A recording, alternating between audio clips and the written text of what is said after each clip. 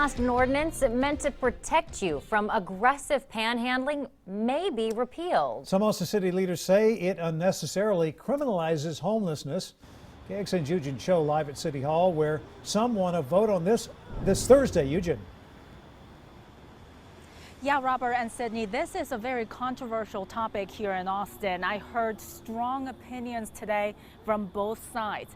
Some people are actually wanting the city council to postpone the discussion and vote altogether. The rules we are talking about, they're actually pretty strict. Right now, Austin bans panhandling at near banks, schools, as well as bus stops. It also says you can't ask for money here in downtown between 7 p.m. and 7 a.m.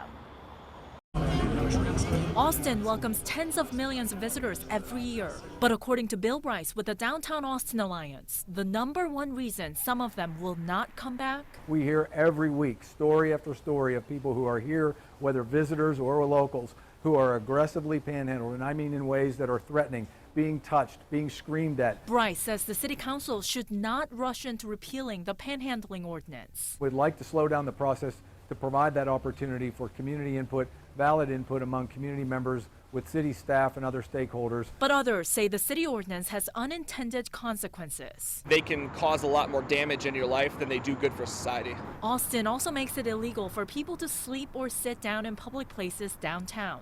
According to an audit, there were about 18,000 citations issued in 2 years to people violating the no-sit and panhandling rules. Most of them didn't show up for their court dates, which then led to warrants being issued. That, some people say, makes it hard for homeless people to get the services they need. There might be job opportunities that you might get passed up for because you have those warrants that are listed. Most important for us right now is to recognize that this is a multifaceted problem, and we're only going to solve it if we bring everybody together. The city council members who support repealing the panhandling ordinance are expected to speak tomorrow morning at a news conference. We're also expecting the city council to discuss this issue at its work session. So tomorrow they could decide to delay the vote. Back to you.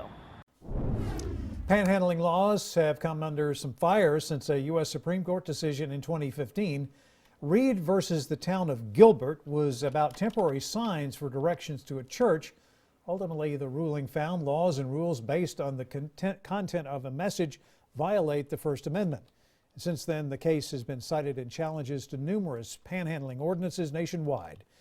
The ration being, you cannot stop a person from asking another for money without violating their right to free speech.